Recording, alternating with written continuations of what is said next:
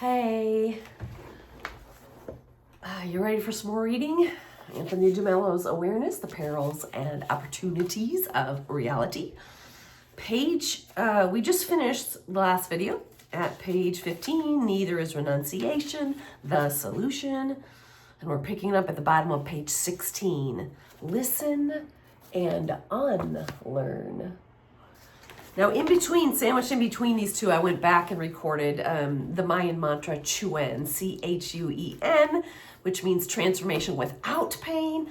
I thought that would be a great counterpoint to what we've been reading, because waking up is uncomfortable, as Anthony De Mello suggests and many of us experience. So go back and play around with that mantra and do it more than one day and let me know what you discovered. All right. Bottom of page 16, listen and unlearn. Some of us get woken up by the harsh realities of life. We suffer so much that we wake up. But people keep bumping again and again into life. They still go on sleepwalking. They never wake up. Tragically, it never occurs to them that there may be another way. It never occurs to them that there may be a better way. Still, if you haven't been bumped sufficiently by life and you haven't suffered enough, then there is another way. Hey, so he's giving his own counterpoint here. I love how I keep kind of not rushing, taking a few steps ahead of him. Like yesterday, I read on to how fighting, when you fight something, you're tied to it forever, or as he suggests, as long as you're fighting it, you're giving it power. And I basically said that right before I read his same words, echoing the same. So still, if you haven't been bumped sufficiently by life, which he suggests you have to suffer enough, oftentimes before you're ready to wake up and change something in your life. If you haven't been bumped sufficiently by life and you haven't suffered enough, then there is another way: to listen. I don't mean you have to agree with what I'm saying. That wouldn't be listening. Nice. Believe me, it really doesn't matter whether you agree with what I'm saying or you don't. God, maybe that's why I'm reading this. I keep resisting it, and I keep picking it up, continuing on with you all. But he sounds a lot like me at times. How many times have I said, take what you like and leave the rest? You don't have to agree with me. In fact, that wouldn't be listening. Believe me, it really doesn't matter whether you agree with what I'm saying or you don't. Because agreement and disagreement have to do with words and concepts and theories. They don't have anything to do with truth. Truth is never expressed in words. I remember last time I read this. Y'all know I love words. I'm a wordsmith. I'm a singer-songwriter. I love reading to you, reading the written word. Words have nothing to do with truth.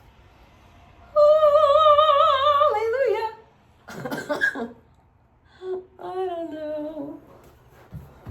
I know and I don't know. Words have nothing to do with truth.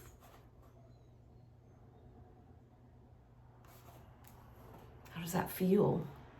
How does that sit? Truth is never expressed in words. Truth is cited suddenly as a result of a certain attitude. So you could be disagreeing with me and still cite the truth. Yeah. But there has to be an attitude of openness or willingness to discover something new. That's why I've been hanging in there. When I find myself resisting something in life, that usually means I need to take a closer look. And I definitely was and am open and willing to be uncomfortable, personally, and as I read to you all, to make you uncomfortable. Start opening up That's important, not you're agreeing with me or disagreeing with me. After all, most of what I'm giving you is really theories. No theory adequately covers reality. No theory adequately covers reality. So I can speak to you, not of the truth, but of obstacles to the truth. Those I can describe. I cannot describe the truth. No one can. No one can. Oh, that may be why almost every video, I just repeat myself over and over and over and over again. Take it, agree with it or don't agree with it. Play with it. Make it your own or don't. Try something. See how it feels for you. Do a mantra. See what your favorite one is. Try 25 of them before you decide. Try on several words for 2026 and see which one resonates the most. Heck, you may change mid-year, who knows? All I can do is give you a description of your falsehoods so that you can drop them. All I can do for you is challenge your beliefs and the belief system that makes you unhappy. All I can do for you is help you to unlearn. That's what learning is all about where spirituality is concerned. Unlearning. Unlearning almost everything you've been taught. A willingness to unlearn, to listen.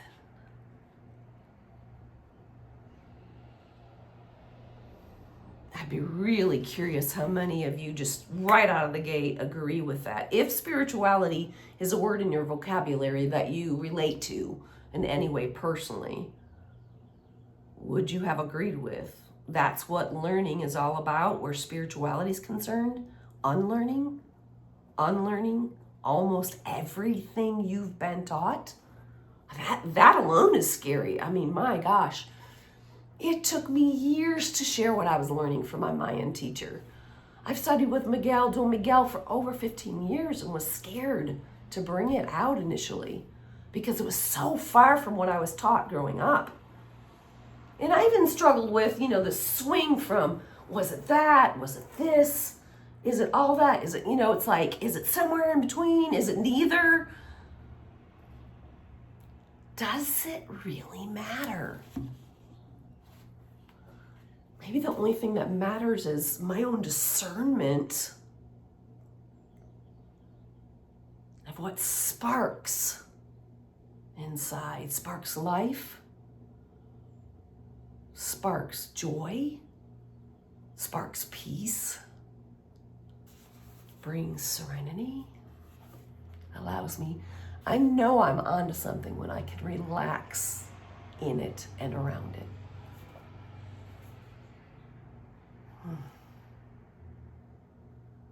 So I think almost every video so far this year, starting with video 2, I introduced Miguel on this December 2025 trip saying, before you do or say anything,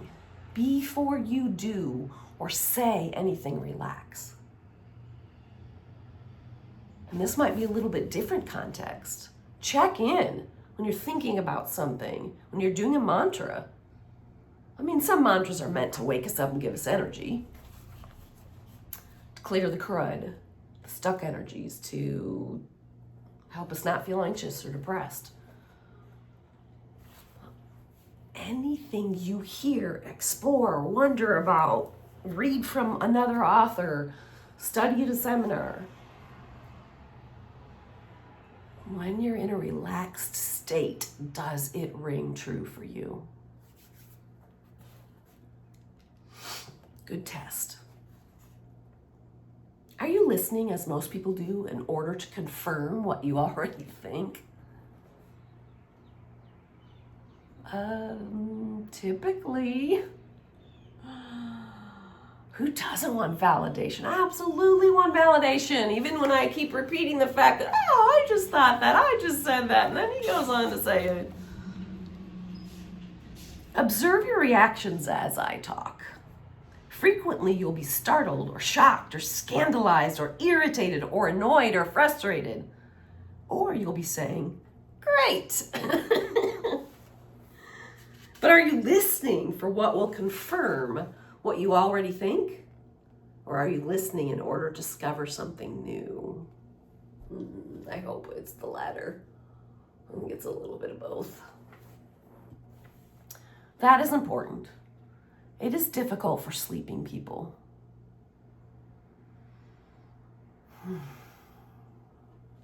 Jesus proclaimed the good news, yet he was rejected.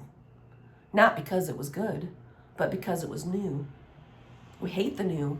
We hate it, says Anthony De Mello in Awareness. And the sooner we face up to that fact, the better. We don't want new things, particularly when they're disturbing, particularly when they involve change, most particularly if it involves saying, I was wrong. I remember meeting an 87-year-old Jesuit in Spain. He'd been my professor and rector in India 30 or 40 years ago, and he attended a workshop like this.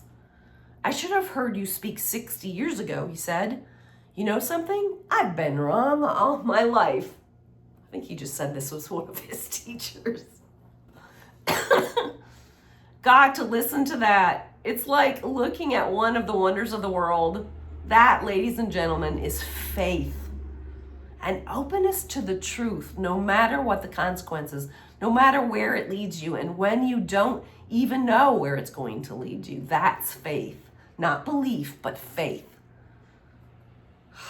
Yeah, imagine being an 87-year-old Jesuit priest and admitting you were wrong your whole life.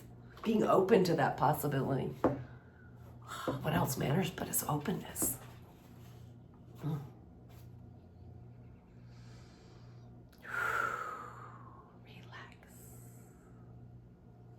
gonna find that song. You don't know. Your beliefs give you, okay, that's faith, not belief, but faith. Your beliefs give you a lot of security, but faith is insecurity. Your beliefs give you a lot of security. Yeah, but faith is insecurity. Wow, that's a challenging one. I think I actually make myself wrong when I'm feeling insecure. I mean, everybody wants to feel safe, of course.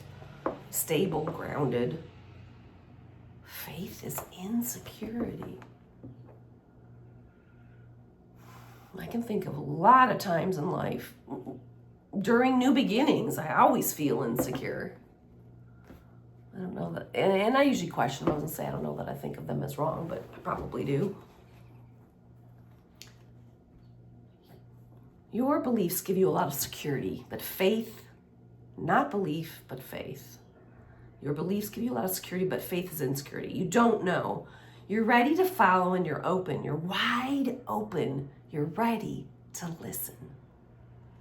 And mind you, being open does not mean being gullible. It doesn't mean swallowing whatever the speaker is saying. Oh no. You've got to challenge everything I'm saying. Everything Laura ever says to you, everything Anthony De Mello, everything anybody ever says to you. It's a really unpleasant saying, but can't seem to shake it right now. You know, I prefer all positive words, and we do create with our word, but this is to make a point. If you meet Buddha on the road, kill him. Harsh. If you meet Buddha on the road, kill him. What? But sit with that. Isn't that what this is saying? Doesn't mean swallowing whatever the speaker's saying. Oh no. It means challenging it. If someone says they're your authority, I'm not saying go out and kill whoever says your authority, but we're talking symbolism here. Hang with me, y'all. But challenge it from an attitude of openness. So we take out the word kill. Absolutely, that's not open. If you meet Buddha on the road, sit down and share a sandwich. I don't know, what would openness look like? Challenge it from an attitude of openness, not from an attitude of stubbornness. We all know the difference. When you're having a conversation with someone and they're sure they're right, which probably means they're wrong. You feel that stubbornness, you feel that energy, you feel that wall of energy. You're just, banging up against until you go, I'm a waste of my time and energy. No, thank you. And challenge it all. Recall those lovely words of Buddha when he said, monks and scholars must not accept my words out of respect, but must analyze them the way a goldsmith analyzes gold. By cutting, scraping, rubbing, melting. I like that. I think I like Buddha's words better than whoever told me that thing about meeting Buddha on the road. I'm gonna try to remember this one next time.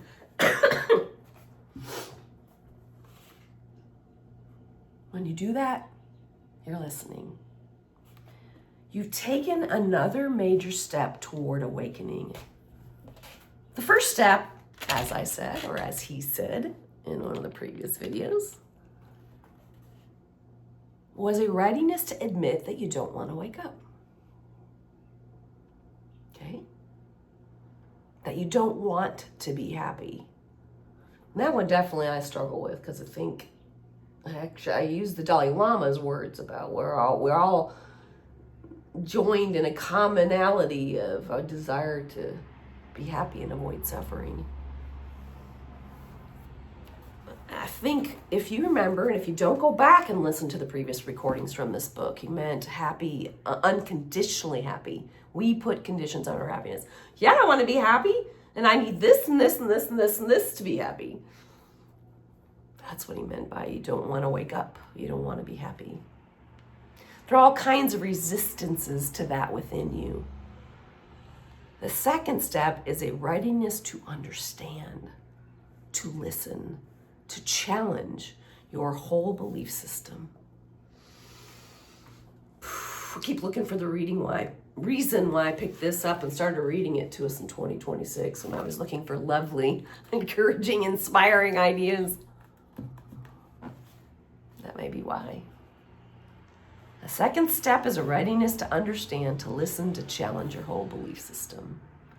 Not just your religious beliefs, or your political beliefs, your social beliefs, your psychological beliefs, but all of them. A readiness to reappraise them all in the Buddha's metaphor. Buddha's metaphor of cutting, scraping, rubbing, melting them all down. And I'll give you plenty of opportunity to do that here. Thank you for continuing to tune in.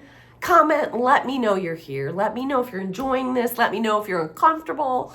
If you're experiencing all of it, like you said, in moments of awkward, I'm irritated, I'm frustrated, I'm uncomfortable, and other times I'm going, great, yeah, I believe that, I already did. It agrees with what I'm already thinking. And other things challenge, so. Excuse me, and thank you for loving vibes, because I believe that the word creates, and that this is a superpower, and what we hold in our minds has the power to create.